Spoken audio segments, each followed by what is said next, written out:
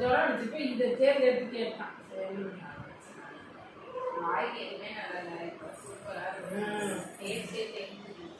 அப்புறம் புளி கூட வச்சுக்கோங்க, அது ஞாபகம் இல்லை. இப்போ எல்லாமே மாறிடுச்சு.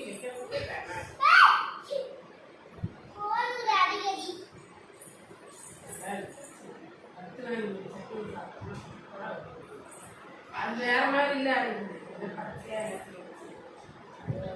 நல்லாவே இல்லை சார். அதுவும் ரொம்ப பிடிச்சிருக்கு. இதெல்லாம் அப்போ என்ன சொல்லுங்க, இதெல்லாம் அவங்க சாப்பிட்றதுக்கே மாட்டாங்க. அது வந்து அவங்க நினைக்காது.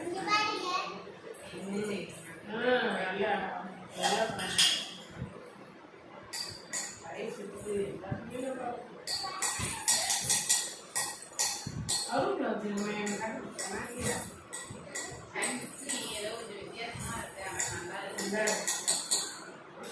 அருள் வச்சுருவேன். ஆனால் கருவேப்பிலையை நல்லா எண்ணெயில் வாட்டிங்க.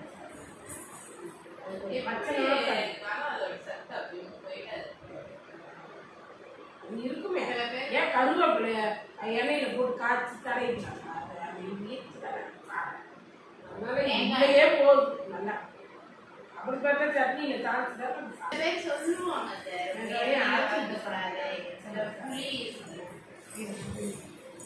அவரைக்காய், கேரட்டு, பாறை